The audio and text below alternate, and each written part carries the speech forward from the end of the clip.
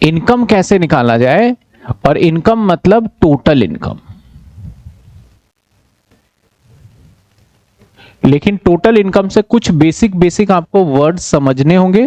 पहले मैं वो कॉन्सेप्ट समझा दूं, फिर आपका सिर्फ और सिर्फ टोटलिंग का काम रह जाएगा और कुछ नहीं रहेगा। सपोज करो मैं अगर आपको एग्जांपल बताऊं कि इंडिया, ठीक है ना, अगर मैं इंडिया की बात करूं तो अब दो तरीके के इनकम है। एक इनकम मैं बोलूंगा भैया इसे आपको इंडियन इनकम बोलना पड़ेगा। इंडियन इनकम मतलब जो अभी मैं सिखाऊंगा उसके अकॉर्डिंग वो इंडियन रहेगा। वैसे आप क्या सोचते हो उससे फर्क नहीं पड़ता, जो मैं यहां बताऊंगा वो मानना पड़ेगा आपको। पहला रूल नंबर 1, अगर आप इंडिया में कहीं पे भी आपकी दुकान है, कहीं पे भी इंडिया में आपका बिजनेस है, ठीक है ना, आपका इंडिया में क्या है, कहीं पे भी बिजनेस, चाहे यूपी, पंजाब, कर्नाटका, कहीं भी है भारत में, और आप सर्विस अगर इंडिया में ही दे रहे हो, यानी सामान आप इंडिया में ही बेच रहे हो, तो ऐसे सिचुएशन में ये इनकम आपकी हिंदुस्तान की इनकम मानी जाएगी। अगर आपकी इनकम इंडियन इनकम है तो आपका स्टेटस आरओआर है, चाहे आपका स्टेटस एनओआर है, चाहे आपका स्टेटस एनआर है, मतलब नहीं है भाई। इंडिया की गवर्नमेंट क्या कहती है कि भाई अगर आपने भारत की जमीन से पैसे कमा लिए, भारत के लैंड से भारत में पैसे कमा लिए, ऐसे सिचुएशन में आपका स्टेटस से मैटर ही नहीं है। आपने अगर भारत में पैसे कमाए, टैक्स देके जाओ, तो आपका स्टेटस आरओआर है तब भी आपको देना पड़ेगा, आपका स्टेटस एनओआर है तब भी देना पड़ेगा, और आप एनआर हो तब भी। भले ही आप एक दिन के लिए आए और यहां लॉटरी लगाए आईपीएल में और पैसे जीत गए, तो सरकार, अगर आप मान लेते हैं कि 1 लाख रुपए जीत गए, आप श्रीलंका से आए और 1 लाख रुपए जीत गए, तो आप चाहते हो 1 लाख रुपए मैं लेके चले जाऊं हिंदुस्तान से बाहर, नॉट पॉसिबल। आपका जो भी टैक्स है, जैसे लॉटरी पे 30% टैक्स है, तो 30% पहले टैक्स दीजिए, फिर जाइए आप बोलोगे सर मैं तो नॉन रेजिडेंट, बोलो भारत में कमा लिया ना बस।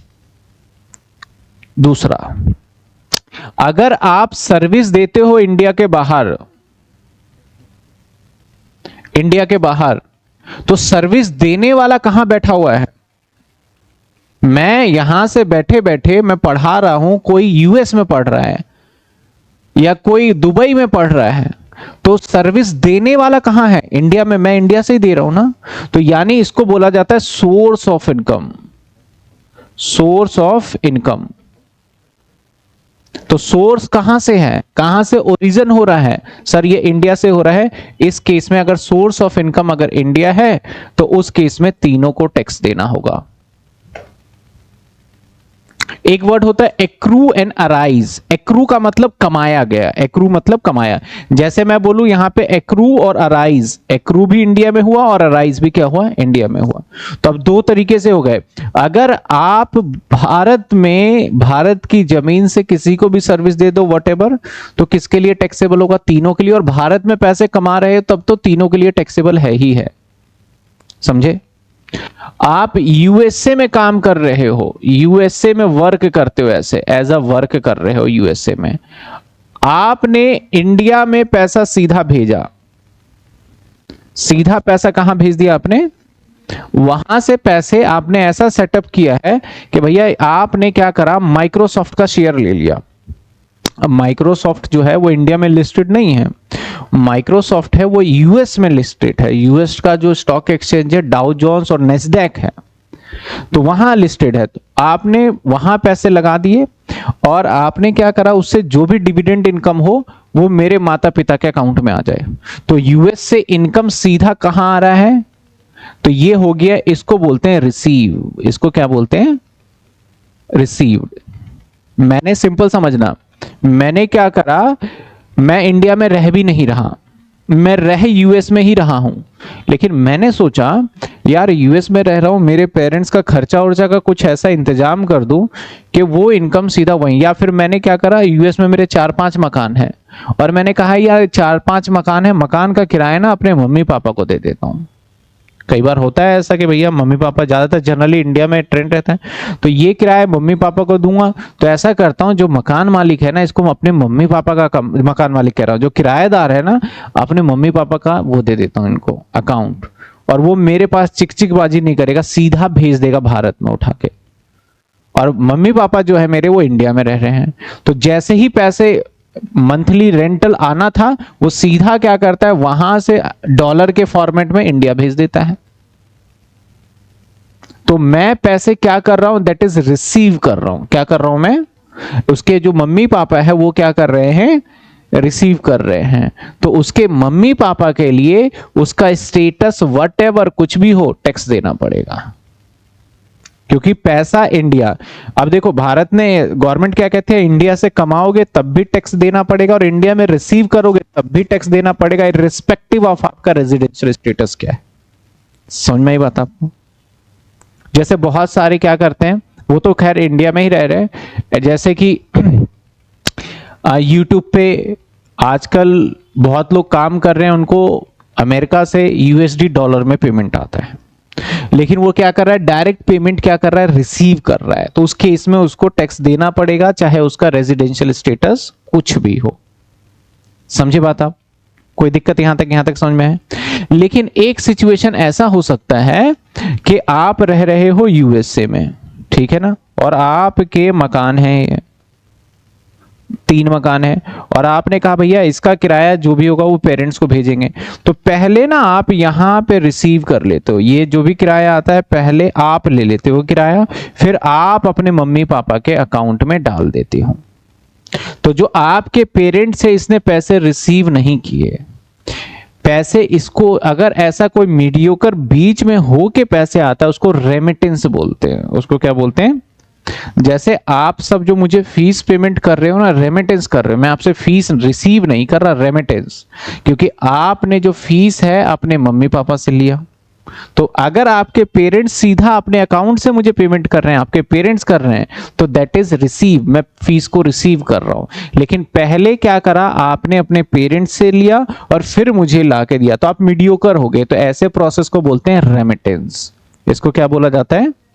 रेमिटेंस बोला जाता है। तो सेम प्रॉपर्टी का पैसा पहले यूएस में बैठा हुआ पर्सन रिसीव कर रहा है, कमाया कहां गया पैसा, यूएस में, रिसीव कहां गया यूएस में, उसके बाद भारत में लाया गया, तो ऐसे प्रोसेस को बोला जाता है रेमिटेंस। तो गवर्नमेंट कहती है कि आपने वहां पे भी टैक्स दिया होगा, क्योंकि जब पैसे वहां रिसीव होते हैं ना, तो आपने वहां भी टैक्स दे दिया होगा। ऐसे सिचुएशन में अगर रेमिटेंस है, तो रेमिटेंस के केस में आरओआर टैक्स देगा, बाकी के नहीं देंगे टैक्स। समझ में आई बात आपको? तो एक क्या है, इंडिया में पैसे कमाओगे तो कौन टैक्स देगा? तीनों। अगर इंडिया में पैसे रिसीव करोगे तो कौन टैक्स देगा? तीनों ही टैक्स देगा। समझ में आई बात आपको? रेमिटेंस। अब कई बार ऐसा होता है कि मैंने यूएस में पैसे कमाया और यहां की गवर्नमेंट ने बोला कि भाई बहुत अच्छा काम किया, इस पे हम आपसे टैक्स नहीं लेंगे, ठीक है। जैसे आर्मी फोर्स वगैरह में हिंदुस्तान के अंदर भी जब रिटायर हो जाते हैं ना, तो यहाँ के जो आर्मी फोर्स के जो होते हैं, गवर्नमेंट जैसे गैलेंट्री अवार्ड हो गया, कुछ देते हैं, तो उनसे टैक्स वगैरह माफ कर देते हैं, नहीं लेंगे इसके पेंशन वेंशन पे टैक्स। ऐसे ही मान लेते हैं यूएस का है, तो उसको बोला जाता है कि वो इनकम जिसके ऊपर टैक्स नहीं लगाया जा रहा है, इसको बोलते हैं पास्ट अनटैक्स्ड इनकम। क्या बोलते हैं? Past untaxed income. अगर वो भारत में आती है तो भारत सरकार कहती है कोई बात नहीं यार, जब उन गवर्नमेंट ने इतनी मतलब ऐसा बढ़ चढ़ के अप्रिशिएट करना चाहिए उनके वर्क पे, तो हम भारत में भी तुमसे टैक्स नहीं लेंगे। तो वो टैक्स लेगा क्या भारत में? तो जवाब है जी नहीं लिया जाएगा टैक्स भारत में किसी से भी। मैं बस सारी चीजें मैं लिखवाऊंगा, चिंता मत करना, समझ लो। अगर मैं इंडिया में पैसे कमा रहा हूं तो कौन टैक्स देगा? तीनों। अगर इंडिया में रिसीव कर रहा हूं तो कौन देगा? तीनों। अगर इंडिया में रेमिटेंस कर रहा हूं तो एक देगा, जो कि आरओआर है। अगर पास्ट अनटैक्स इनकम है जिसको पिछली गवर्नमेंट या दूसरे स्टेट कंट्री के गवर्नमेंट ने उसको टैक्स नहीं किया, तो हम भी टैक्स फ्री कर देंगे। इसके बाद मान लेते हैं कि मेरा एक एसबीआई मान लेते हैं दुबई में है, एक एसबीआई मान लेते हैं कि दुबई में है, state bank of India SBI, और एक मेरा एसबीआई भारत में भी है। कहां है? इंडिया में भी है, ठीक है ना, भारत में भी है। तो स्टेट बैंक ऑफ इंडिया भारतीय बैंक है। ऐसे ही भारत में कुछ ऐसे बैंक है जिसका नाम बताऊंगा, भारत का नहीं है, जैसे सिटी बैंक हो गया। ऐसे ही आपका बैंक अगर मैं बात करूं, सिटी बैंक हो गया, HSBC बैंक हो गया, तो भारत के नहीं है, बाहर के बैंक है। लेकिन इंडिया का बैंक तो स्टेट बैंक, भारतीय स्टेट बैंक ऑफ इंडिया कहते हैं इसको, ठीक है ना, स्टेट बैंक ऑफ इंडिया को। तो यहां पे एक ब्रांच मेरा दुबई है, तो ऐसे प्रोसेस को पता है क्या बोलेंगे, सेटअप जो है, सेटअप मतलब मैंने अपना दिमाग लगा के बाहर अपनी ब्रांच खोली और कंट्रोल भी कहां से कर रहा हूं, इंडिया से, और है बिजनेस कहां हमारा, इंडिया के बाहर। तो ऐसे बिजनेस से अगर कोई पैसे आ रहा है जो कि सेटअप एंड कंट्रोल कहां से हो रहा है, हमारा इंडिया से हो रहा है, तो बोला गया भैया 2 के लिए टैक्स देना पड़ेगा। किसके लिए देना पड़ेगा, 2 के लिए टैक्स देना पड़ेगा, क्योंकि माना जाएगा कि भैया ज्यादातर इंडिया इन्वॉल्व हो रहा है, इसलिए अगर नॉन रेजिडेंट है आपका स्टेटस तो ऐसे सिचुएशन में आपसे नहीं देंगे। यानी कोई भी बिजनेस और प्रोफेशन सेटअप और कंट्रोल इंडिया से है तो सिर्फ 2 को टैक्स देना है, बाकी को नहीं देना है। यहां तक समझ में है। पहले क्या बताया, भारत से पैसा कमाओगे तो देना ही, चाहे स्टेटस कुछ भी हो। भारत में पैसा रिसीव करोगे तो स्टेटस कुछ भी हो आपको देना ही देना पड़ेगा। अगर आप मान लेते हैं कि अगर आप कंट्रोल इंडिया से कर रहे हो तो 2 को टैक्स देना होगा। पास अनटैक्स इनकम है तो किसी को भी टैक्स नहीं देना होगा। तो ये कुछ पॉइंट बताएं।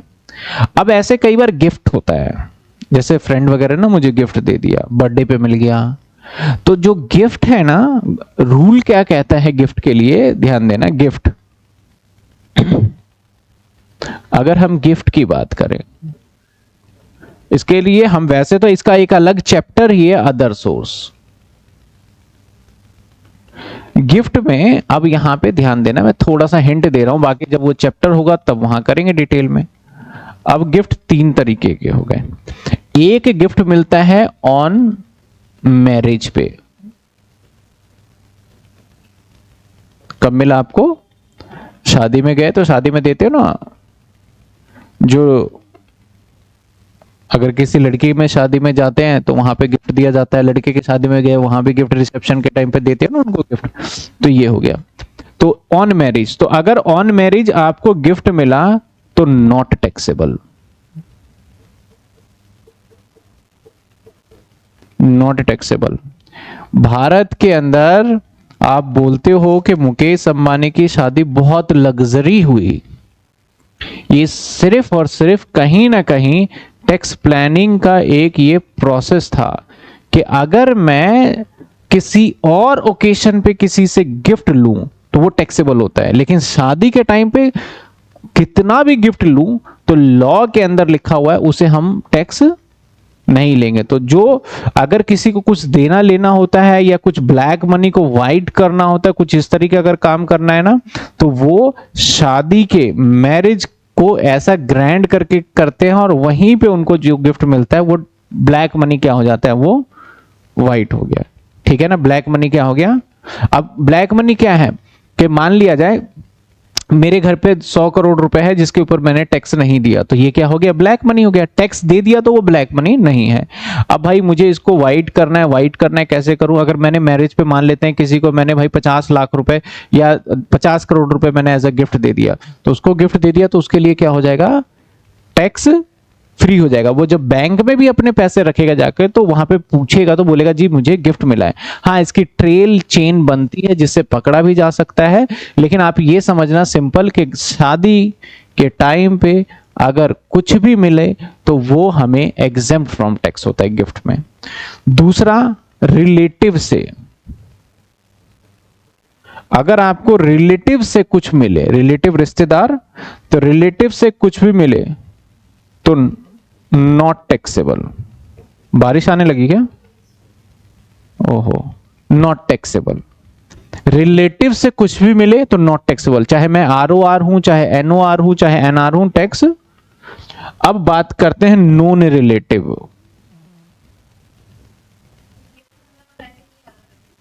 पैसे हो, गाड़ी दे दो, बंगला दे दो, कुछ भी दे दो गिफ्ट में,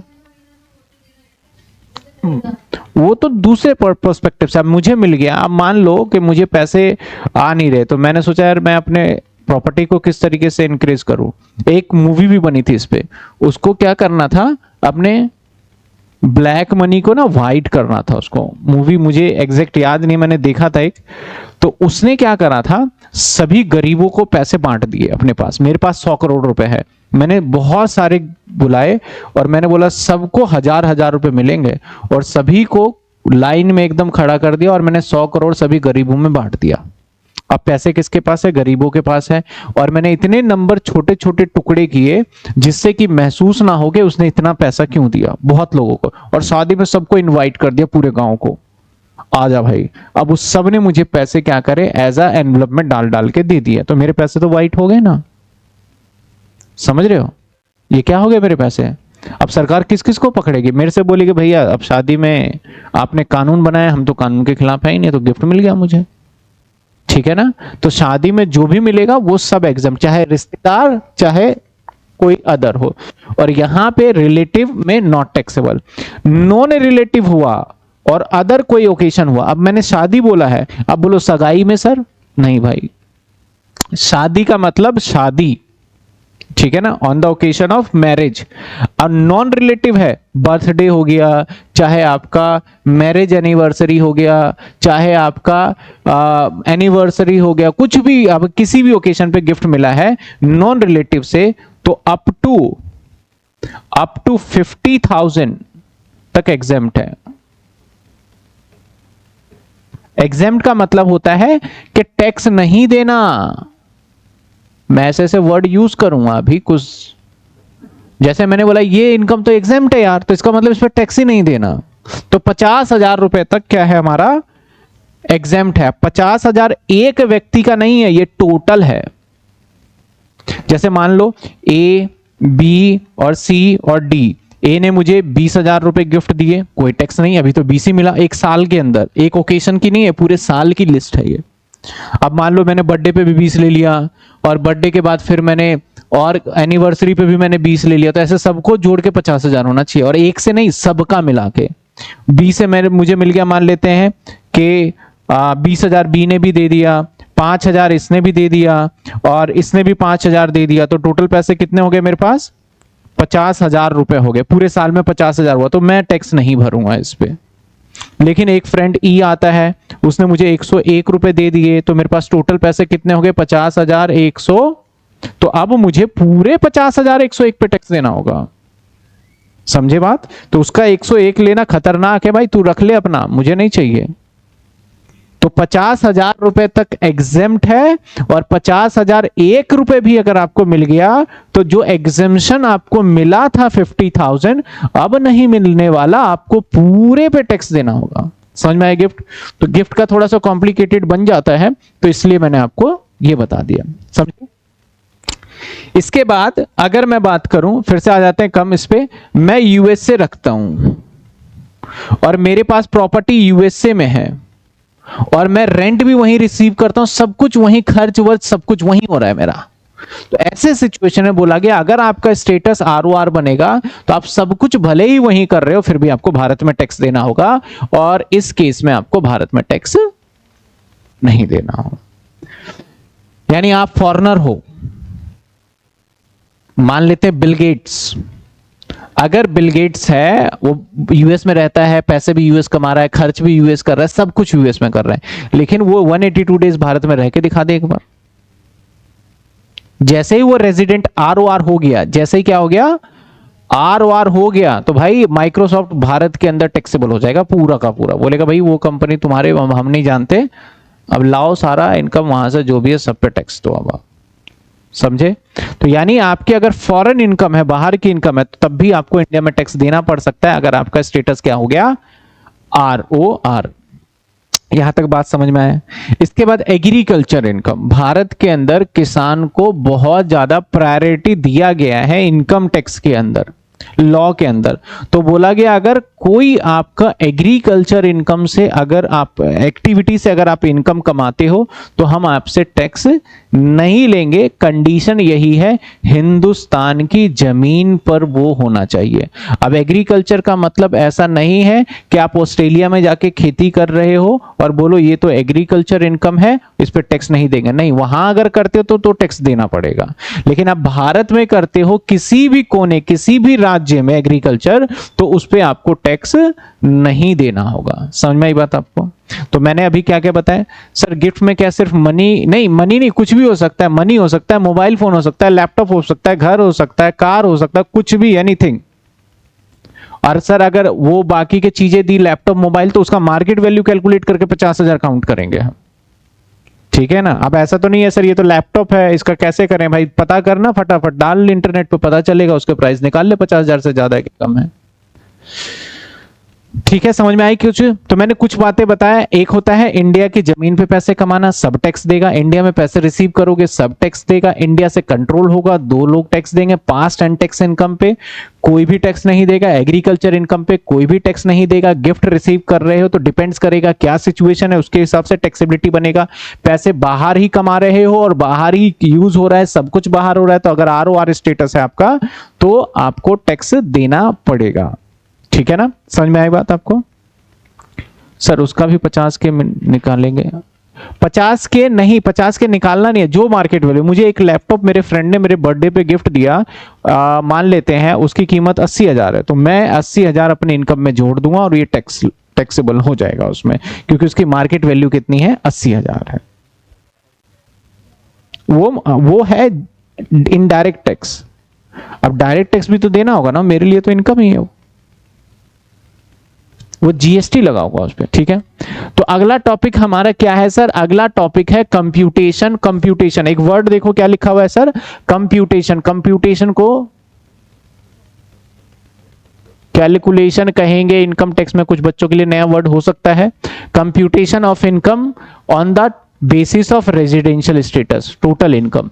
तो अगर मैं relationship between the residential status tax incidence of taxable person depend on residential status at the time of place receipt accrual। Receipt और एक्रूअल, रिसिप्ट का मतलब पैसा है, एक्रूअल मतलब जहां से कमाया। इंडियन इनकम कौन सी होगी? इंडियन इनकम कौन सी होगी? इनकम रिसीव कर लोगे और डीम टू भी रिसीव माना जाए, मतलब आप मत मानो, हम मान रहे हैं इंडिया में, तो इंडियन इनकम होगी। एक्रूज हो रहा है या डीम टू भी एक्रू हो जाए, मतलब भारत की जमीन पे कमा लो तब भी इंडियन इनकम है। इनकम रिसीव और deem to be receive in India during a previous year but accrue outside India, और मतलब वो अलग अलग कैटेगरी बना दिया मैंने कि इनकम रिसीव हो गया इंडिया, लेकिन वो प्रीवियस ईयर में क्या था? डीम्ड या फिर डीम टू बी रिसीव है, तो इंडियन इनकम है। एक्रू और डीम टू बी एक्रू, मतलब एक्रू का मतलब मान लेंगे कि आपकी भारत में कमाई है। जैसे ये इंडिया का मैप है और आप यहाँ पे फिशरमैन क्या होता है, यहाँ कमा रहे हैं पैसे। ठीक है, अब वो थोड़ा करते करते करते करते मान लेते हैं कि वो दूसरी कंट्री के टेरिटरी वाटर में चले गए, अब वो फिश ला के इंडिया में बेच रहे हैं, तो बोलेंगे भाई भारत के जमीन पे ही कमा कर रहे हो, मछली तो यहीं बेच रहे हो आप, तो उस सिचुएशन में आप भारत में ही टैक्स दोगे। समझे बात आप? इसके बाद इनकम रिसीव और डीम टू बी रिसीव, या तो रिसीव कर लिया इन India during the previous year, मतलब जो भी कैलकुलेट कर रहे हैं, बट एक्रू आउटसाइड इंडिया, मतलब जैसे मैंने बताया कि मेरा कमाने का जरिया जो है बाहर है, विदेश। जैसे कि मैं USA रह रहा हूँ, प्रॉपर्टी मेरा कहाँ है? USA में, और मैंने अपने पेरेंट्स का नंबर दिया, वो सीधा इंडिया में पैसे भेज रहा है, तो उस इनकम को क्या बोलेंगे? रिसीव बोलेंगे, तब भी टैक्सेबल उसे इंडियन इनकम बोलेंगे। Income receive outside India during the previous year accrue deem to be accrue in India.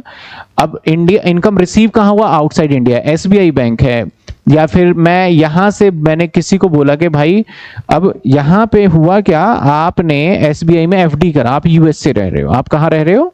USA रह रहे हो, FD कहां करा आपने? इंडिया में करा, तो ऐसे सिचुएशन में जो SBI बैंक है वो उस पर ब्याज आपको तो USA में भेजेगा, तो इनकम रिसीव आपने कहां करा? USA में। लेकिन अगर मैं बात करूं भारत के अंदर, डीम्ड एक्रू कहां हुआ? भारत में हुआ, तब भी वो इंडियन इनकम। और इंडियन इनकम का मतलब है भैया, आप चाहे NOR हो, चाहे आप ROR हो, चाहे आप NRO हो, सभी को टैक्स देना होगा। ठीक है, चलिए धीरे धीरे और मैं क्लियरिटी करता जाता हूं। अब फॉरेन इनकम कौन सा है? इनकम नॉट रिसीव और deem to be receive India, इनके इंडिया में रिसीव भी नहीं हुआ और ये भी नहीं मान सकते कि रिसीव हुआ। इनकम डज नॉट एक्रूज और अराइज, एक्रूज अराइज का मतलब ऐसे समझना, जहां एक्रूज और अराइज आ जाता है, आपका बिजनेस सेटअप यहां है तो मैं बोलूंगा एक्रूज और अराइज कहां पे है? भारत में। आपका बिजनेस सेटअप मान लेते हैं यूएसए में है तो मैं बोलूंगा एक्रूज और अराइज कहां है? यूएसए में। अब रिसीव की बात होती है, अब एक्रूज और अराइज यहां पे हो गया, रिसीव कहीं भी हो रहा तब भी टैक्स देना होगा। एक्रू और अराइज यूएसए में हो गया, अगर रिसीव भारत में हो गया तब भी टैक्स देना होगा। अगर रिसीव देयर हो गया तो भारत में टैक्स सिर्फ आरओआर को देना पड़ेगा, अदरवाइज किसी को नहीं देना होगा। चलिए मैंने एक कुछ ये लिस्ट बनाया है, ठीक है ना, ये लिस्ट बनाया है और 10 ईयर के अंदर भी मैंने डाला हुआ है ये लिस्ट। इसके अंदर मैंने सारे केसेस जो अभी मैं बर्बरी बोल रहा था ना उसको मैंने लिख दिया है यहाँ। तो इसमें से ऐसा, अगर ये लिस्ट आपको अच्छे से ध्यान में रहता है तो ऐसा कोई क्वेश्चन नहीं है जो कि नहीं होगा। चलो, पहला, इनकम एक्रू और अराइज इन इंडिया। एक्रू और अराइज मतलब बिजनेस कहां है? बिजनेस कहां है? भारत में, इंडिया में। आपकी दुकान जो है वो कहां है? यहीं आसपास कहीं पे है भारत में। तो ऐसे सिचुएशन में अगर आप आरओआर हो तब भी टैक्स देना होगा, एनओआर तब भी टैक्स और एनआर तब भी टैक्स। यस यस यस का मतलब है टैक्स देना होगा, समझे? इनकम रिसीव और deem to be receive in India. Income अगर रिसीव, अब आपका दुकान कहां है पता है? यूएसए में है आपकी दुकान, लेकिन पैसा आप इंडिया में ले रहे हो। पैसा कहां ला रहे हो आप? यूएसए से उठा के इंडिया में। तो इसको बोला जाएगा इनकम रिसीव और deem to be receive in India. या तो इनकम रिसीव ही कर लिया इंडिया में, या मान लिया जाए कि इंडिया में रिसीव होगा, तब भी किसको टैक्स देना होगा? तीनों को ही। इसके बाद इनकम रेमिटेड टू इंडिया, तो किसको टैक्स देना पड़ेगा? सिर्फ आरओआर। रेमिटेड का मतलब क्या होता है? पहले इनकम वहां रिसीव कर लिया गया, लेटर हमें भेजा गया। जैसे मैंने बोला कि प्रॉपर्टी जो था, जैसे मैंने क्या बोला था कि मान लो राम मिस्टर आर, या मैं बोलता हूं मिस्टर एक्स है और ये यूएसए में है और इसके पास प्रॉपर्टी है, इससे जो भी रेंट आता है वो रेंट अपने पेरेंट्स को भेजता है, बट वो पहले क्या करता है? यहां पे वो रिसीव कर रहा है, फिर ये भेजता है अपने पेरेंट्स को, तो ये रेमिटेंस की कैटेगरी में आ गया। समझे बात? आपकी फीस भी मैंने एग्जांपल दिया, आपकी फीस मैक्सिमम रेमिटेंस होगा। Business in India but control outside India. मेरा बिजनेस इंडिया में है, यानी बिजनेस कहां है भाई? भारत की जमीन पर है। अगर आप इंडिया के अंदर हो और यहां आपने अपनी दुकान ओपन की हुई है, बिजनेस कहां है? दुकान इंडिया के अंदर, तो पैसा तो जमीन इंडिया से ही है, तब आपका स्टेटस कुछ भी, टैक्स तो ले ही लेंगे, कंट्रोल कहीं से भी कर लो, ठीक है ना। जैसे केएफसी है, इंडियन कंपनी नहीं है इंडिया में, तो उससे हम टैक्स ले लेते हैं जो वहां की इनकम है, जितना उसने कमाया। ऐसा नहीं कि केएफसी से बोलेंगे ऑस्ट्रेलिया वाली इनकम पे भी लाओ भाई, नहीं। अब बिजनेस आउटसाइड इंडिया, बिजनेस क्या है हमारा? आउटसाइड इंडिया, बस कंट्रोल इंडिया से, मतलब हमारा बिजनेस है नहीं यहाँ पे, बस यहां से हम कंट्रोल कर रहे हैं। जैसे कि हमारा, मैंने बोला एसबीआई का ब्रांच दुबई में, एसबीआई का ब्रांच रशिया में, कंट्रोल यहां से हो रहा था। ऐसे सिचुएशन में दो लोगों को टैक्स देना है, तीसरे को नहीं देना है। ये आप ये मत समझना कि आपको याद करना पड़ेगा। जब हम अभी सवाल करेंगे, क्वेश्चंस को प्रैक्टिस करेंगे, मैं आराम से करूंगा, एक क्वेश्चन में भले ही आधा घंटा लग जाए, 1 घंटा लग जाए, टाइम का बाउंडेशन नहीं रखेंगे। जब आपको समझ आ जाएगा, फिर आपको ये लिस्ट अपने सामने रखोगे और फटाफट आपका हो जाना है, कोई दिक्कत नहीं है। दूसरा कहता है पास्ट अनटैक्स इनकम। तो कौन सा होता है पास्ट अनटैक्स इनकम? जो पिछली गवर्नमेंट ने कभी टैक्स नहीं लिया हो, या पिछले कंट्री में टैक्स, तो उसके ऊपर कौन टैक्स देगा? नो नो का मतलब किसी को भी टैक्स नहीं देना होगा। आगे कहता है डिविडेंड इनकम, इंडियन कंपनी से डिविडेंड इनकम, भैया सबको टैक्स देना होगा, इंडियन कंपनी, क्योंकि इंडियन कंपनी का मतलब भारत में है, और अगर भारतीय कंपनी डिविडेंड दे रही है तो कहां से रहेगी? भारत की जमीन से ही कमा रही है, तब तो सबको ही देना पड़ेगा। नॉर्मल ये इंडियन इनकम ही हो गया। Dividend income Indian company, dividend from foreign company, अब फॉरेन कंपनी है तो अब डिपेंड करेगा कि अगर इंडिया में रिसीव हो रहा है तब तो तीनों देगा, अगर इंडिया में रिसीव नहीं हो रहा है तो सिर्फ एक देगा। समझे बात आप? मैं यहां पे मान रहा हूं कि डिविडेंड इनकम फॉरेन कंपनी और ये रिसीव हो गया, ये क्या हो गया? रिसीव हो गया, ठीक है, करेक्ट है। Income earn outside India and receive outside India, तो सिर्फ एक व्यक्ति देगा और कोई नहीं देगा, समझे बात। इनकम कहां कमाया इसने, आउटसाइड इंडिया, और मैं सिर्फ ये इंडिविजुअल के लिए कर रहा हूं मैं ये। एग्रीकल्चर फ्रॉम इंडिया, इंडिया की जमीन से, तो कौन टैक्स देगा, कोई भी नहीं देगा, ये बताया था। एग्रीकल्चर इनकम आउटसाइड इंडिया और रिसीव इंडिया में हो जाए तो सभी टैक्स देंगे, चाहे रिसीव हो जाए, जब रिसीव होगा तभी।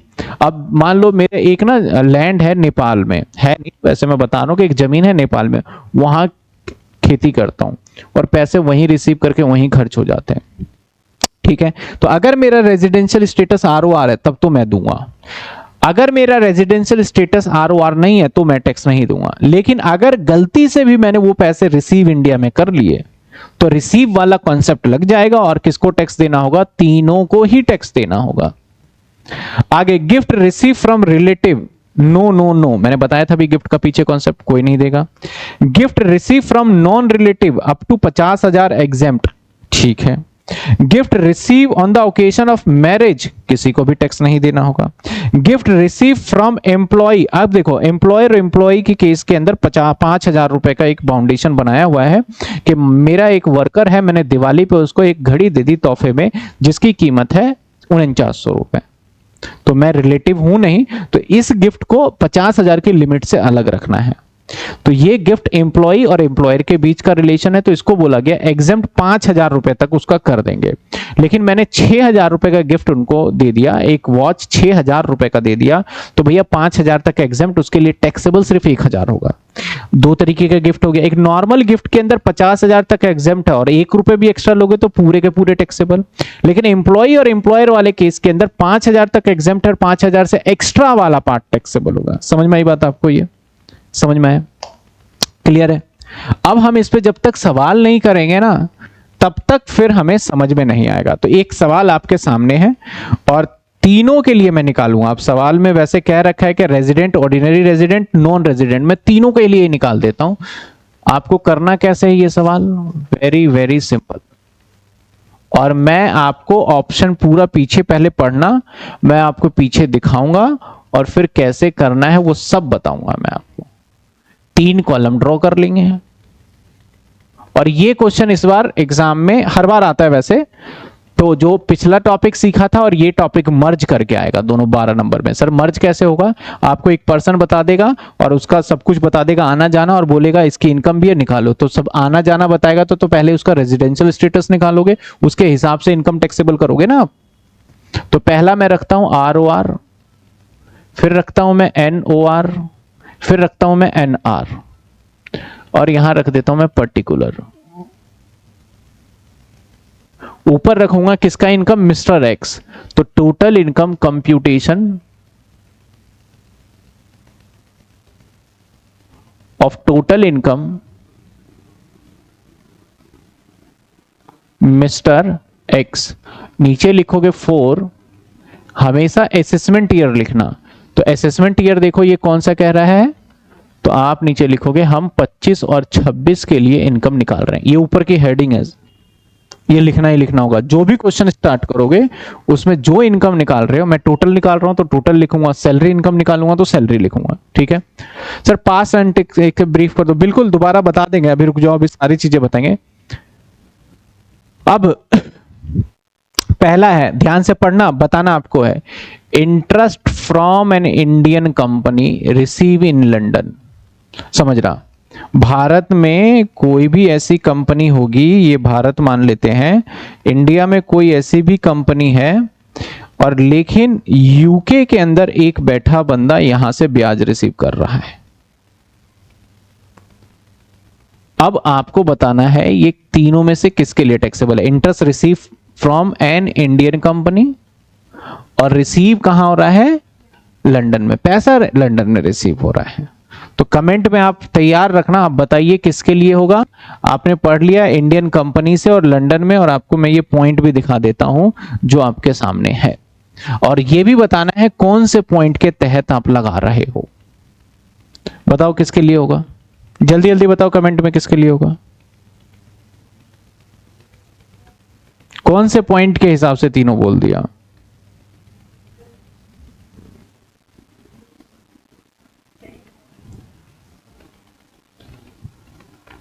बताइए।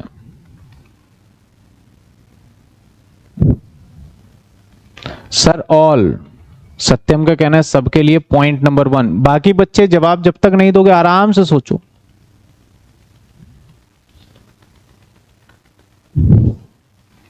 चलिए, बाकी बच्चे थोड़े से कंफ्यूज्ड।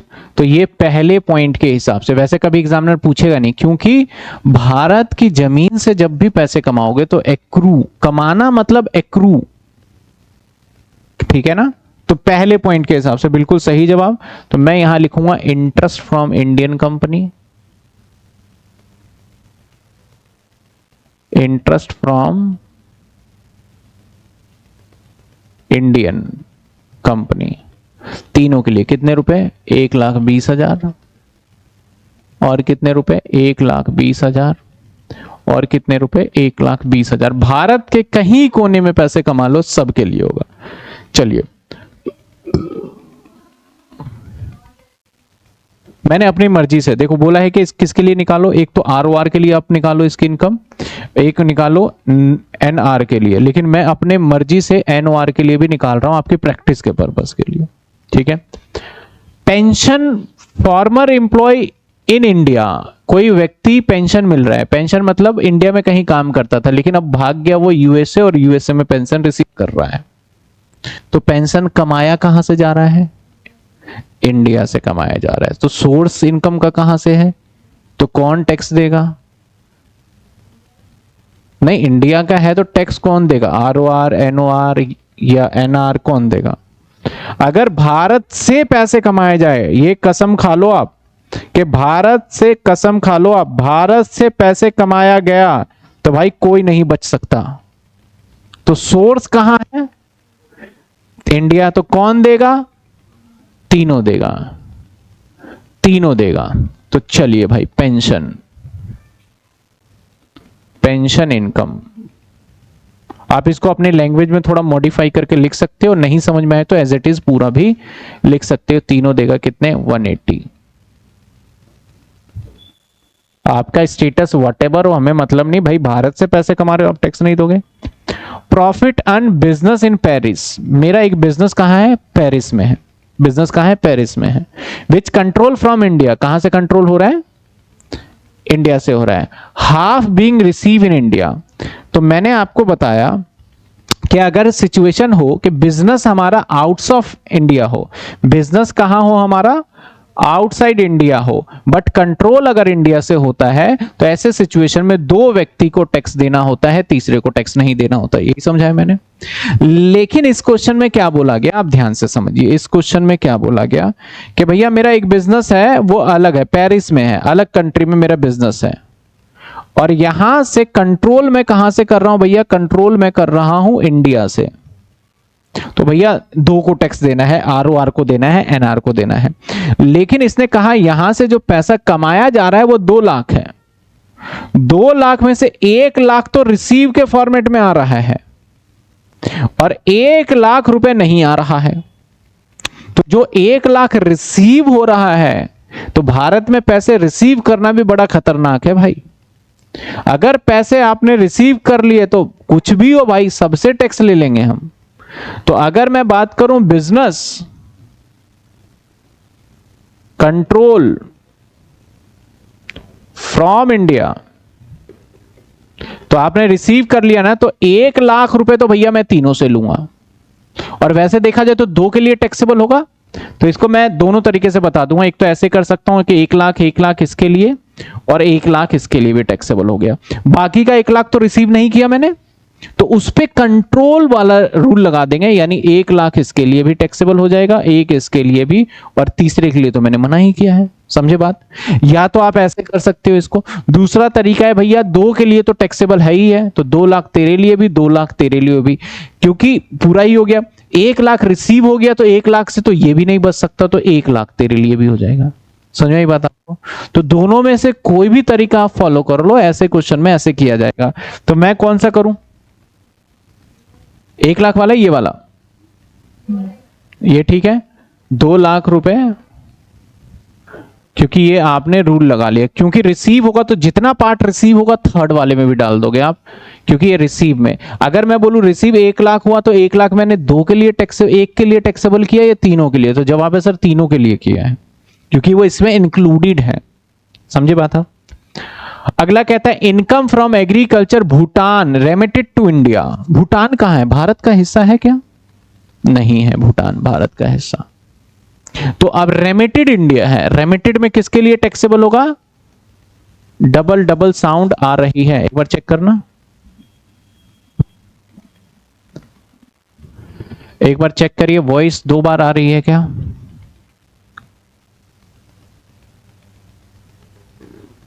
चेक करो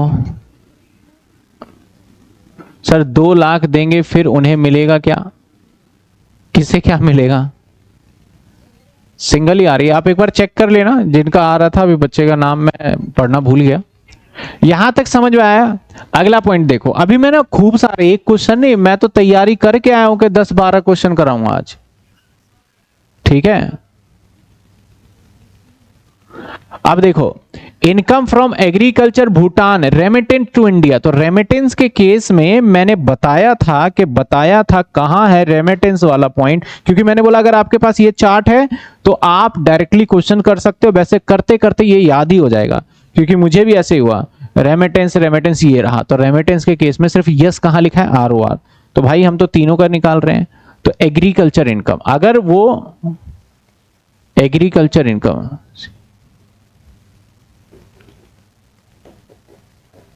तो कितने रुपए का था? 1 लाख, तो इन दोनों के लिए टैक्सेबल नहीं होगा।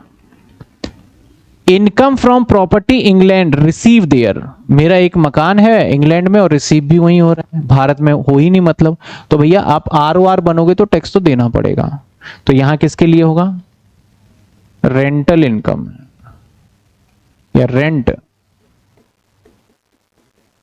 From property. तो ROR को तो नहीं बच सकता भाई, अगर आपका स्टेटस ROR बोल रहे हो, पूछ रहे हो, तो ये तो देगा, बाकी ये दोनों नहीं देगा। Past foreign income brought into India, तो इसका मतलब ये अनटैक्स्ड ही हो गया। अब एक बच्चे ने पूछा सर इसे समझा दो। देखो, पास्ट अनटैक्स्ड मतलब पीछे उस इनकम के ऊपर टैक्स लगाया ही नहीं गया था, अब मैं उस पैसे को भारत में ला रहा हूं, तो नहीं लगाने के बहुत सारे रीजंस हो सकते हैं। तो वहां की गवर्नमेंट ने जब आपसे उस पर टैक्स नहीं लगाया, आप भारत पैसे लेके आ रहे हो, तो कोई भी ऐसा रीजन रहा होगा, तो इंडियन गवर्नमेंट भी कहती है कि भैया वो उस पर हम भी टैक्स नहीं लेंगे। तो इसका मतलब भैया पास्ट फॉरेन इनकम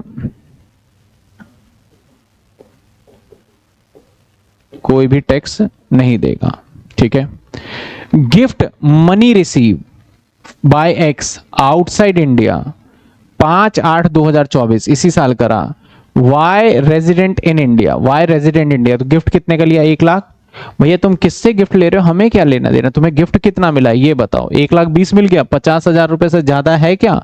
सर ज्यादा है, तो बस खत्म कहानी। शादी पे मिला क्या? बस। क्या रिलेटिव है? नहीं बताया तो छोड़ो, बस गिफ्ट लिखो आप। और गिफ्ट कितने हो गए आपके, और किसके लिए टैक्सेबल? तीनों के लिए टैक्सेबल।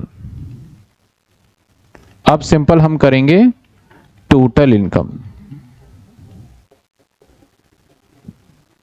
टोटल इनकम, ठीक है? टोटल इनकम कर लो, 1,20,000, 1,80,000, 2 लाख,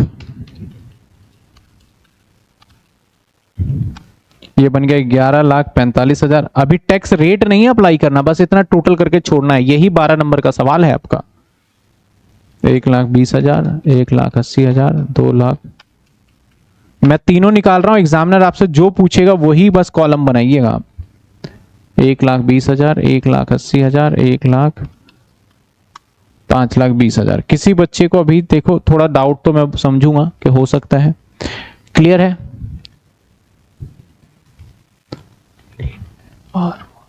ठीक है, समझ में आया यहां तक? एक और सवाल देखें, चलिए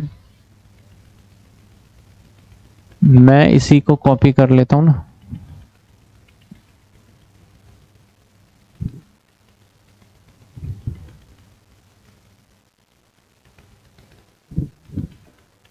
ये आपके एग्जाम में आया हुआ क्वेश्चन 2009 के पेपर में।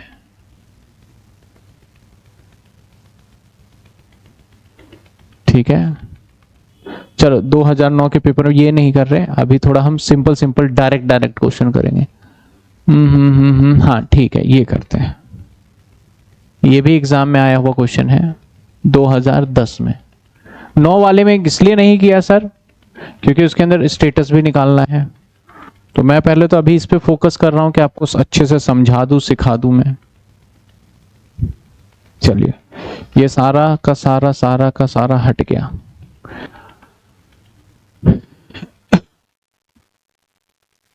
कहता है from the following information compute gross total income of mister Y for the assessment year 25-26। Assume mister Y not ordinary resident और नॉन रेजिडेंट। इसने सिर्फ 2 के लिए बोला, बस मुझे क्या करना होगा, यहाँ पे x की जगह पे नाम बदल के करना होगा y। इसने सिर्फ 2 के लिए बोला है, नॉन रेजिडेंट एक इसके लिए बताइए और एक नॉन ऑर्डिनरी रेजिडेंट इसके लिए, लेकिन मैं इसके लिए अपनी इच्छा से बता रहा हूं। आप एग्जाम में ऐसे तीनों के लिए मत बताइएगा, 2 का ही जवाब दीजिएगा। ठीक है, पहला कह रहा है pension service rendered in India but receive in England. Pension जो है वो इंडिया से मिलता है, भारत में काम करता था, इंडिया में इंग्लैंड में रिसीव कर रहे। तो भाई कहां से पैसा, भारत की जमीन से कमा रहे हो। तो मैंने अभी कसम खिलवाया था आपको, कौन देगा टैक्स, तो पेंशन कौन देगा, पेंशन इनकम। तो भाई साहब तीनों टैक्स देंगे। कौन देगा, तीनों टैक्स देंगे, तीनों टैक्स देंगे। ठीक है, इसके बाद remuneration for consultancy service in Canada but half of amount receive in Mumbai. अब एक रेम्यूनरेशन मतलब पैसा, फीस मिला मुझे, मैंने एक सर्विस प्रोवाइड किया कहां पे, कनाडा में। Remuneration for consultancy service in Canada, consultancy service मैं कनाडा में हूं और कनाडा में ही दिया, बट हाफ पैसे इंडिया में रिसीव कर लिए। तो हाफ नहीं किया आपने रिसीव, तो रेम्यूनरेशन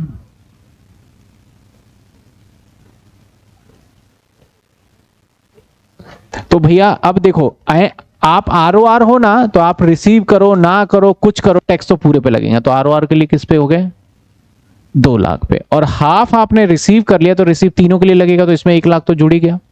तो 1 लाख इसके लिए भी आ जाएगा और 1 लाख इसके लिए भी आ जाएगा। नहीं आई बात समझ में। देखो मैं सर्विस कहां दे रहा हूं, कनाडा में। मैं मान लेता हूं मैं अपने आप को, मैं कनाडा में ही हूं। अब मेरी इनकम जो है, अगर कनाडा में ही हूं, सब कुछ कनाडा में ही कर रहा हूं, तो मैं अगर आरओआर हूं तो पूरे पे ही टैक्स दूंगा। आरओआर पे किस पे दूंगा मैं, तो आरओआर पे तो मैं दे ही रहा हूं, इसके ऊपर टैक्स तीनों पे नहीं, सिर्फ आरओआर देगा, तो आरओआर तो पूरे इनकम पे दे रहा है। लेकिन अगर मैं पैसे रिसीव कर लेता हूं तब तीनों देगा। तो मैंने रिसीव कितना किया, हाफ मतलब 1 लाख। तो इसको ऐसे समझो, हाफ रिसीव किया तो 1 लाख, 1 लाख, 1 लाख तो था ही तीनों, और क्योंकि हाफ रिसीव उधर ही हो गया, तब तो आरओआर हो, तब भी तो तुम्हें देना ही है। तो कितने बन गए इसके, 2 लाख, और बाकी के कितने बन गए, तो इसी हिसाब से तो मैंने किया यहां, समझे। चलो, loss income textile industry carried in Bangladesh but control from India. अब लॉस क्या करना, माइनस में कर देना। टोटल इनकम जब पूछ रहा है तो लॉस को क्या करोगे। अब लॉस इनकम टेक्सटाइल, टेक्सटाइल क्या होता है, कपड़ों का व्यापार होता है। Business carried on Bangladesh, Bangladesh हमारा हिंदुस्तान का पार्ट ही नहीं है। कंट्रोल फ्रॉम इंडिया, तो जब भी कोई बिजनेस इंडिया से कंट्रोल होगा और बिजनेस बाहर होगा तो 2 टैक्स देंगे। तो यहां पे लॉस हो गया ना, जो उस लॉस को भी लॉस फ्रॉम बिजनेस, अब माइनस कर देंगे सिर्फ 2 लोगों के लिए। कितने रुपए, 75,000 इसके लिए भी माइनस करिए आप, और 75,000 इसके लिए। ये नहीं होगा, समझ में आई बात आपको, क्लियर है। अब इसके बाद fee for technical service payable by Z, Z के द्वारा दिया जाएगा, जो कि नॉन रेजिडेंट है, मतलब यहां का नहीं है, बाहर का है, कैसे भी है। The payment related to the business carried on India, लेकिन वो जो बिजनेस है वो इंडिया में है, पैसे मुझे कौन देगा, कहता है fee technical service payable by Z देगा, नॉन रेजिडेंट, मतलब एक व्यक्ति बाहर अंग्रेज है वो मुझे फीस देने वाला है। और the payment related to business, और बिजनेस जो सर्विस ले रहा है कहां से ले रहा है, भारत से ले रहा है। तो भारत की जमीन से ही तो पैसे वो कमा के, मैं पैसे कहां से कमा रहा हूं, इंडिया में, बिजनेस इंडिया में ही होगा, तभी वो इंडिया के अंदर बोल ही रहे हैं। तो कौन देगा, तीनों, फी तीनों कितने, 3 लाख, 3 लाख, 3 लाख, बस जी हो गया ये।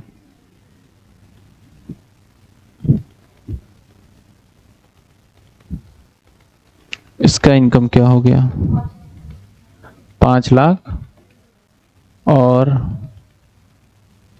ये बस 1 लाख ही तो कम हुआ,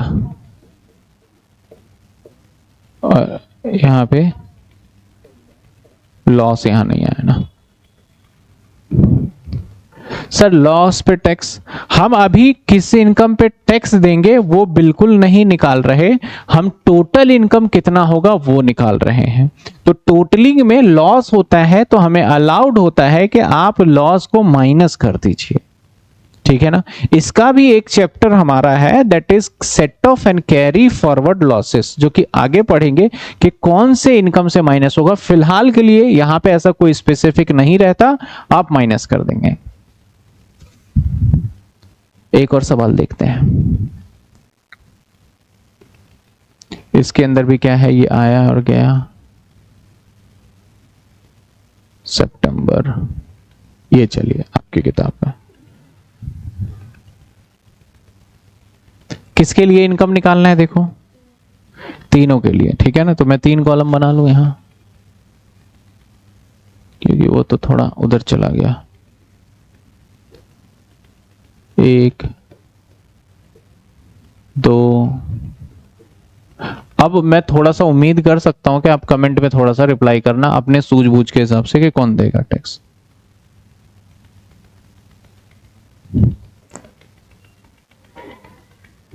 ROR NOR, सर पेपर में भी ऐसे शॉर्ट फॉर्म यूज कर सकते हैं, हाँ बिल्कुल कर सकते हो, ये अलाउड है पेपर में इसका शॉर्ट फॉर्म।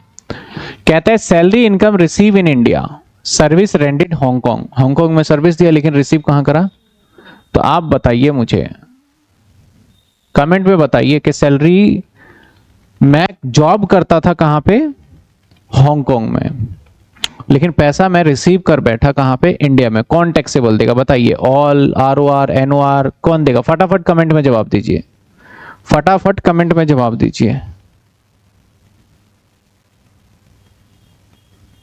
कौन देगा, जल्दी बताइए, जल्दी, जितने बच्चे लाइव है फटाफट बताइए।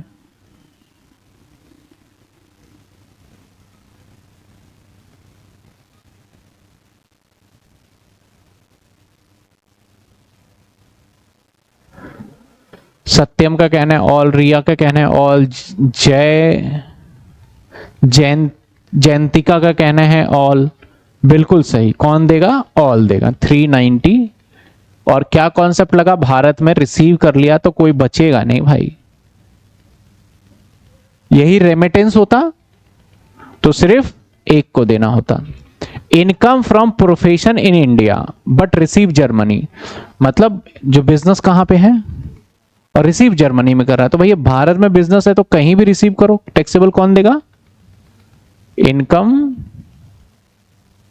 From India. मैं शॉर्ट फॉर्म में लिख रहा हूं, आप पूरे पूरे वर्ड लिख सकते हैं वहां पे, दैट इज 360,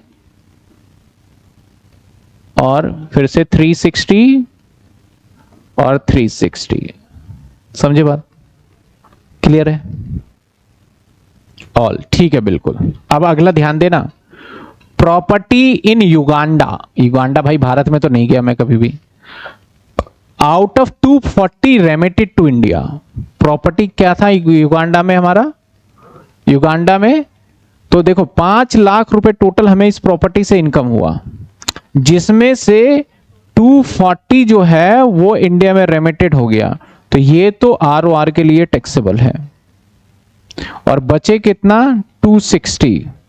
अगर ये वाला पार्ट इंडिया में रिसीव नहीं हुआ तब भी ये ROR के लिए टैक्सेबल है। मैंने बोला ना मेरा इनकम बाहर है, सब कुछ बाहर कर रहा हूं, अगर यहां कुछ भी नहीं होता, मेरा स्टेटस ROR होता है, तो मुझे टैक्स देना पड़ेगा। तो अब ऐसे सिचुएशन में रेमिटेंस तो हमारे NOR NR के लिए नहीं है, और ऐसा सिचुएशन हो कि पैसा कमाया भी गया वहीं पे और रिसीव भी वहीं पे किया गया हो, तब भी ये दोनों टैक्सेबल नहीं होते। तो अगर यहां पे प्रॉपर्टी इनकम की बात करूं, प्रॉपर्टी इनकम, तो सिर्फ एक बंदा टैक्स देगा और दोनों ही ROR दे रहे हैं, तो अल्टीमेटली मैं ऐसा ना लिख दूं 5 लाख, समझे? अगर यही रिसीव शब्द होता, रिसीव, तो ऐसे सिचुएशन में मैं 240 तो तीनों के लिए रिसीव में डाल देता और balance will be taxable only ROR के लिए करता। Profit earn from business in Bangladesh, आपने प्रॉफिट कमाया है बिजनेस इन बांग्लादेश। अब यहां, हाँ अच्छा बेंगलोर है, मैं बांग्लादेश पहुंच गया, कहां था? अब बेंगलोर तो भैया आपके मन में कोई दुविधा ही नहीं होनी चाहिए। प्रॉफिट अर्न, अब बताओ किसके लिए होगा?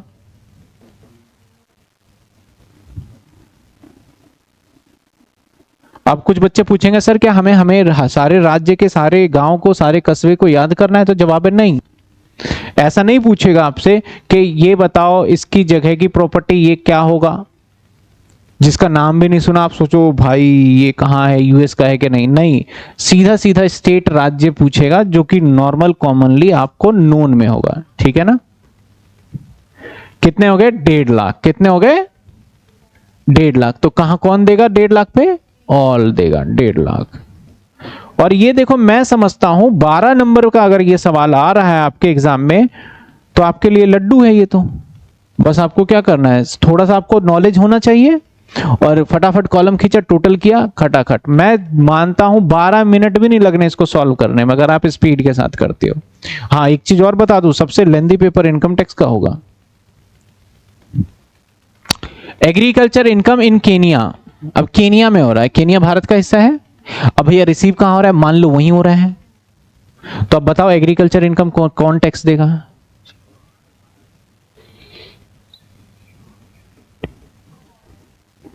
सिर्फ ROR, क्योंकि रिसीव वहीं हो गया, तो भैया कोई बात नहीं, तू तो देगा ही देगा। अगर रिसीव इंडिया में हो जाता तब तीनों देता, only ROR। Profit from business carried on Nepal control from India, बताओ प्रॉफिट बिजनेस कहां से है? नेपाल से आ रहा है बिजनेस, लेकिन उस बिजनेस को कंट्रोल में भारत से करता हूं, तो बताइए प्रॉफिट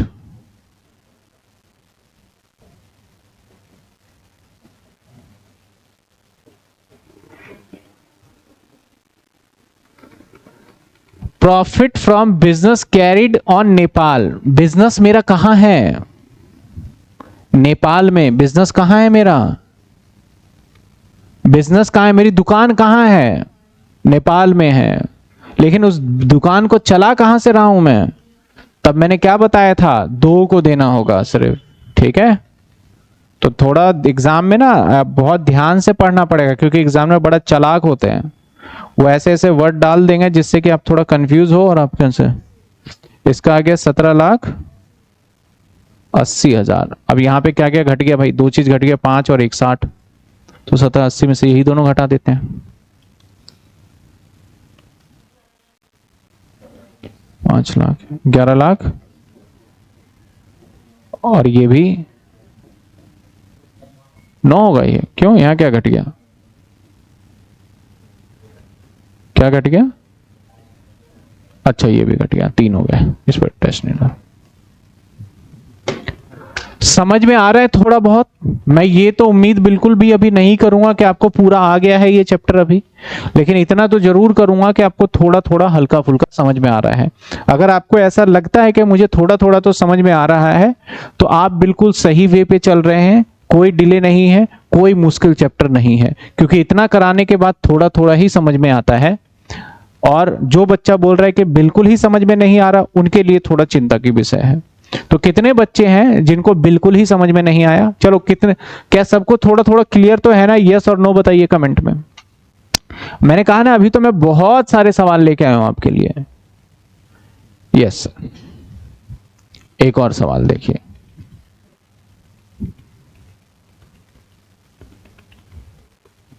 ये भी क्लास वर्क में दूं आपको मैं, आप करना पसंद करोगे खुद से, और फिर मैं आंसर बताऊंगा इसका।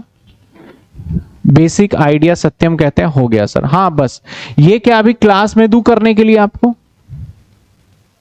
अगर हाँ बोलते तो ठीक, नहीं तो मैंने तो करना ही है, मैं तो फॉर्मेट बना के तैयार रख लेता हूं,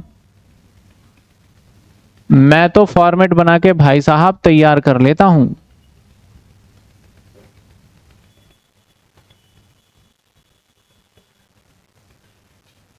किसके लिए निकालना है ये? मैं तो तीनों के लिए निकाल रहा हूं। एक क्वेश्चन एग्जामिनर किसके लिए मांग रहा है मैं ये ध्यान ही नहीं दे रहा, लेकिन एग्जाम में आप सिर्फ वही कॉलम ड्रॉ करोगे जिसके लिए पूछा जाएगा।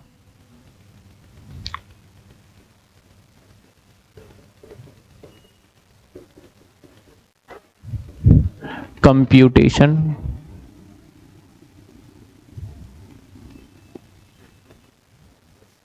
Total income, mister Shri Sudhir for assessment year, जो भी आ रहा है 25-26 लिख दो। बारिश काफी तेज हो रही है लग रहा है, बारिश इतनी तेज हो रही है तो फिर छुट्टी करके भी क्या फायदा। अच्छा टेबल दिखा देंगे तो फिर ये कैसे देखोगे बताओ? अच्छा इधर मैं टेबल दिखा देता हूं आपको, आपके थोड़ा सा सहूलियत कर देता हूं, आप अपना दिमाग थोड़ा सा है इसके हिसाब से जैसे जैसे आपको लगेगा, क्योंकि अभी आंसर लिख नहीं रहा तो मैं आपके सामने ये जरूर लगा देता हूं सो दैट आप थोड़ा बहुत अपना सोच सको कि क्या है। अरे अरे अरे अरे अरे, अरे। ये लो जी, ठीक है, इधर टेबल भी है, अब अपने हिसाब से आप कर लो। अरे ये तो छुप ही गया, बैक क्लियर। और भी जिन स्टूडेंट का हो गया आंसर भेजिए।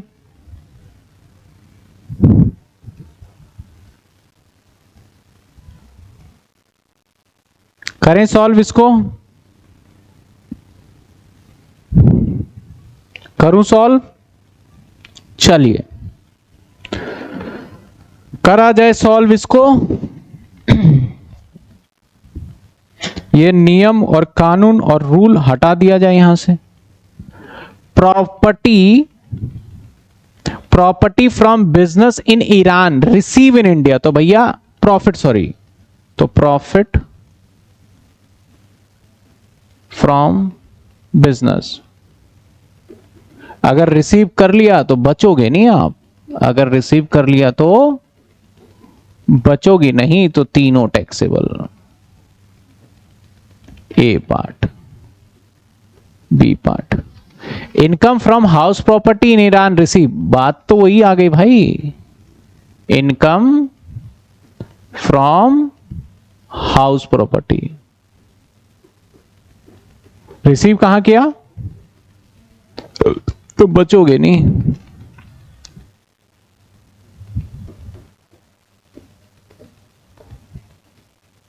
सी, income house property Sri Lanka deposit in their bank. अच्छा मतलब इनकम भी वहीं, जमा भी वहीं। इनकम फ्रॉम प्रॉपर्टी श्रीलंका, और वहीं तो आर वार नहीं बचेगा, बाकी सब तो बच जाएंगे भाई, बाकी को क्या लेना देना नहीं।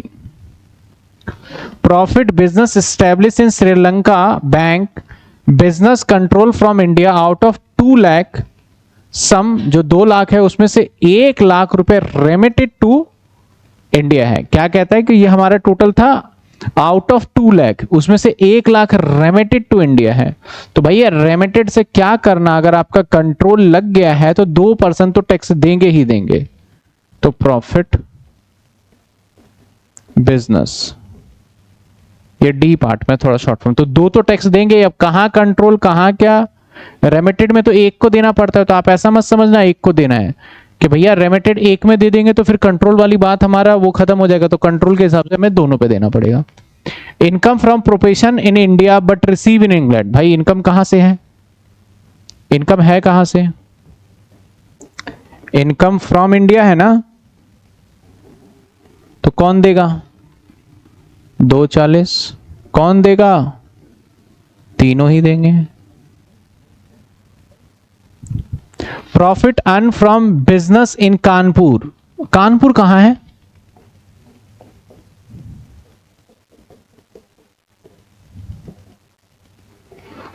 एक लाख, एक 20 है ना, नहीं कितने हैं, 160।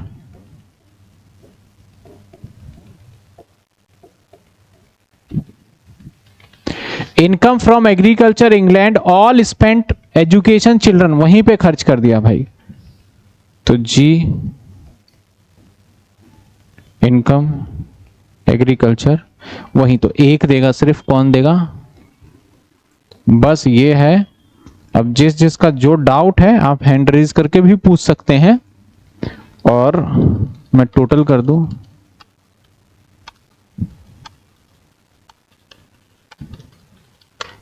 $16,70,000, 12,00,000,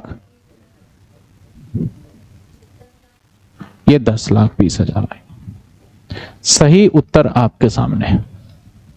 सार्थक बिल्कुल नहीं, सार्थक लास्ट वाला गलत हो गया। Sir earlier I mistake took profit Kanpur 10 lakh, okay.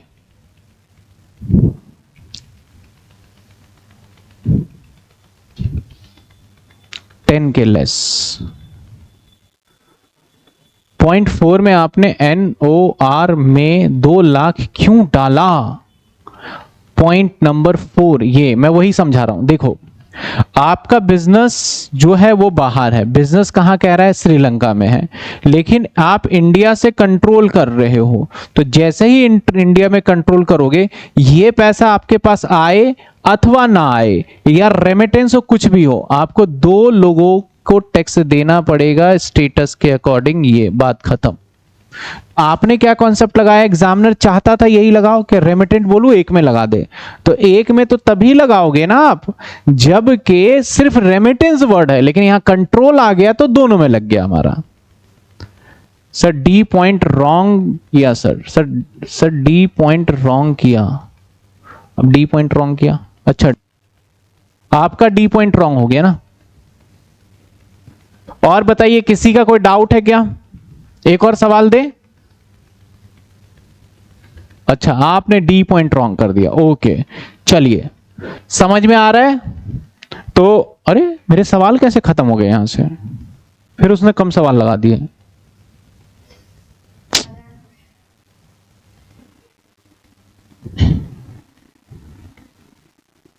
चलो एक ये सवाल करते हैं, ठीक है, क्वेश्चन कैसा भी आता है ये भी देख लो, 2012 में सवाल पूछा गया है, इनफैक्ट लास्ट ईयर के पेपर में भी कैसा क्वेश्चन आया था वो भी कर लेंगे हम। तो मैं इस बार पेपर को ना मैं एक साथ ही कराता रहूंगा, जैसे ये खत्म होगा चैप्टर, तो इस चैप्टर के थ्योरी तो छोड़ दो, थ्योरी तो याद करना है, इस चैप्टर का जो प्रैक्टिकल क्वेश्चन आए, चाहे बीकॉम ऑनर्स में आए, प्रोग्राम में जो भी है सब करा देंगे। कहते हैं मनन Sethia, citizen of India, he has been employment with an Indian company since 2019 and September 2024 को मनन left India, joined employment in Germany with a foreign company during the previous year। तो आपको एक बात तो क्लियर हो गया भैया, ये इंडियन ओरिजिन वो एक्सेप्शन केस वाला आ गया, इसके लिए सिर्फ कौन सा चेक करेंगे, वो 182 days, salary from Indian company, salary from foreign company, और interest on bank deposit in India Germany, ये बता दिया। Find out the Manan total chargeable income to tax in India assessment year 24-25। तो सबसे पहले मनन का मैं रेजिडेंशियल स्टेटस निकाल लूं,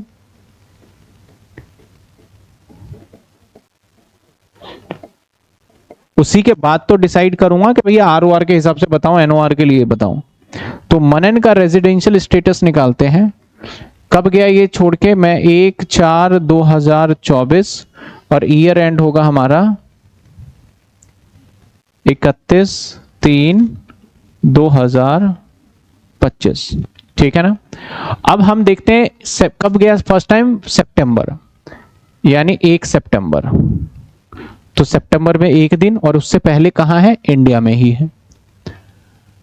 उसके बाद आने का कोई पता नहीं है। तो भैया यहां पे देखा जाए तो अप्रैल में इंडिया में, मई में इंडिया में 30 दिन, और यहां 31 दिन, जून में इंडिया में 30 दिन, जुलाई में इंडिया में 31 दिन, अगस्त में इंडिया में 31 दिन, और सितंबर में इंडिया में 1 दिन। तो टोटल कितने दिन हो गए?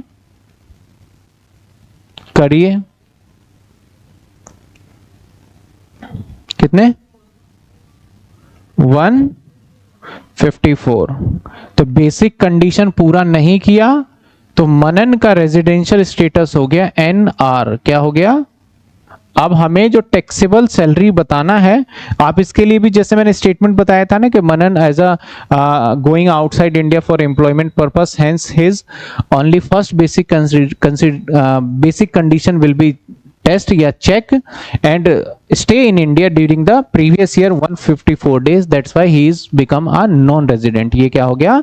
Non resident. ये सारी बातें तो आप लिख दोगे वो। अब मैं यहां पे इसकी इनकम निकाल लेता हूं। Computation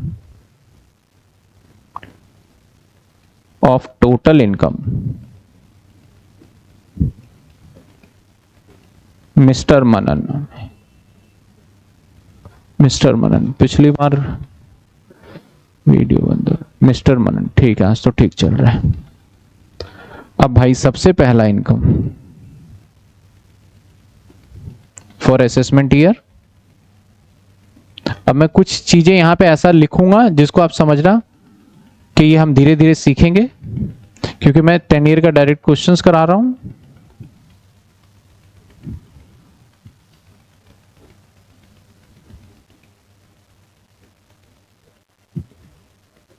for AY assessment year, ठीक है। Salary from Indian company. Bharat सरकार कहती है जब कभी भी सैलरी कमाओगे ना, जितने भी सैलरी कमाओगे, जैसे 2,60,000 है तो पहले उसमें से 75,000 माइनस कर लेना, वो डिडक्शन है। तो अभी आप बोलोगे सर ये 75,000 कैसे हमें पता चलेगा? तो जब सैलरी चैप्टर करोगे तो एकदम याद ही हो जाएगा ये तो अभी मैं कुछ चीजें मैं जो बता रहा हूं उसको समझ लो बस आप। तो कितना डिडक्शन मिलेगा सैलरी से हमें? 70। तो 260, क्योंकि इंडिया से कमा रहा है ये, कौन सी कंपनी है? From Indian company. तो भैया तीनों टैक्स देते हैं उस केस में। तो ये क्या है? NR है। ये क्या है हमारा? NR के हिसाब से देखा जाए तो ये तो देगा ही देगा 185। अगली बात करें income from foreign income. Foreign income है तो रिसीव भी मान लो वहीं हो रहा है, सब कुछ वहीं, तो सिर्फ ROR देता, जबकि ROR का स्टेटस निकालेंगे नहीं। तो आपका जो है salary from foreign company not taxable. अब interest bank deposit in India, India में बैंक था भाई, तो बताओ कहां टैक्सेबल होगा इसमें? अगर इंडिया में बैंक है और वहां से ब्याज कमा रहे हो तो सबके लिए होता है ये तो ये NR है तो क्या इसके लिए होगा? हाँ सर इसके लिए भी होगा। कितने? और ये टैक्सेबल हो गया टोटल। 12 नंबर का सवाल।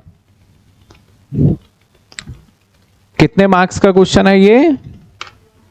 बस आपके मिल गए नंबर,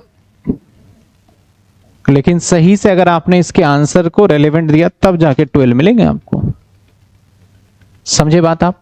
और इसके लिए अजम्पशन देना पड़ेगा। आपने ब्लैंक छोड़ दिया, क्यों छोड़ा? क्योंकि आप मान रहे हो रिसीव कहां हो रहा है वहीं। तो वी अज्यूम दैट के income, salary income from foreign company receive there, वहीं पे रिसीव हुआ है, ये मान के आप कर लोगे।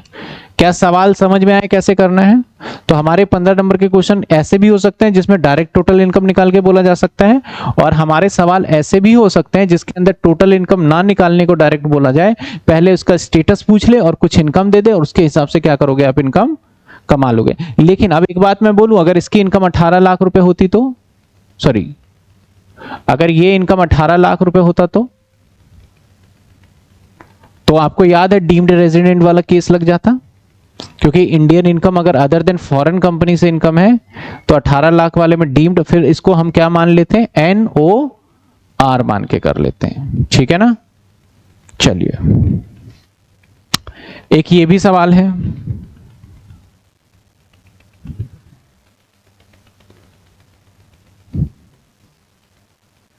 हालांकि ये थोड़ा कॉम्प्लिकेटेड क्वेश्चन बन सकता है। एक तो सबसे पहले सितंबर 24 में और ओवरसीज प्रोजेक्ट के लिए बाहर गया एम्प्लॉयर कंपनी ड्यूरिंग, तो ये एम्प्लॉयमेंट पर्पस के लिए हो गया है, ठीक है। वो आप चेक कर लोगे कंडीशन 182 डेज, तो मेरे ख्याल 182 डेज बन नहीं रहा क्योंकि सितंबर 24 में ही चला गया। तो मैंने पीछे वाले क्वेश्चंस में निकाला था तो 54 बन रहा था, तो 10 जोड़ भी दोगे उसके अंदर तब भी नहीं बनेगा ये, ठीक है। तो वो पता चल गया, बाकी आप इससे करोगे। Salary from Indian company receive in India, तो भैया तीनों के लिए taxable. Salary from Indian company receive, तीनों के लिए टैक्सेबल, कहीं भी रिसीव करो। लेकिन जब आप सैलरी को ऐड करोगे तो वहां पे कितना माइनस कर दोगे, सिर्फ सैलरी केस में 75,000। तो न्यू रिजिम में 75 होता है, ओल्ड के अंदर 50 होता है। तो अभी न्यू ओल्ड इतना ज्यादा डिटेल नहीं जाएंगे, आप कर देना बस वो। Loss from business income, loss from कहां है, बिजनेस इनकम, तो माइनस कर दोगे। वैसे देखा जाए इस क्वेश्चन को रहने दो क्योंकि ये लॉस सैलरी से सेटअप नहीं हो सकता, कैपिटल गेन, तो ये मैं करा दूंगा, इसको छोड़ दो, ठीक है ना, इसको छोड़ दो। जब हमारा कुछ आगे चैप्टर हो जाएगा तब करेंगे ये सवाल। ये सवाल आप कर सकते हो, इसका स्टेटस निकालना, और ये आपका होमवर्क है। Royalty receive from foreign company outside India paid know to how use player organisation in India, भाई इंडिया में यूज हुआ है, पेमेंट कहीं भी किया है इंडिया में, तो तीनों टैक्सेबल देंगे। अब ये रॉयल्टी क्या होता है, रॉयल्टी होता है जैसे आपने कोई ऐसा काम किया है जिसके बजाय, जैसे बुक्स अगर प्रिंट किया है तो उसके लिए हम क्या ले लेते हैं, रॉयल्टी ले लेते हैं। कोई ऐसा मैंने काम किया है जो मेरा काम यूज करेगा उसके लिए, जैसे कि आप क्या करते हो, अगर यूट्यूब के ऊपर किसी और का म्यूजिक अगर आप यूज कर लेते हो तो क्या आ जाता है, कॉपीराइट। उसको कॉपीराइट के पैसे दोगे, अगर उसे पैसे दे दोगे उसकी रॉयल्टी की, तो कॉपीराइट नहीं लगेगा। ये सवाल तो हमने कर ही लिया, ये भी कर लिया, बस बड़े कम सवाल हुए आज तो। कल और सवाल लगाऊंगा। मतलब इस चैप्टर की अगर बात करें तो इंडिविजुअल वाला पार्ट हमारा लगभग एंड होने जा रहा है, बस हमें कुछ सवाल की प्रैक्टिस करनी है। इसके बाद रेजिडेंशियल स्टेटस हम कर लेंगे HUF का और कंपनी का, जो बड़ा आसान है, और वो एक क्लास में ही दोनों निपट जाएगा, उसमें टोटल इनकम निकालने को नहीं आएगा, ठीक है। क्लियर है सभी स्टूडेंट को? किसी को डाउट है तो आप पूछिए।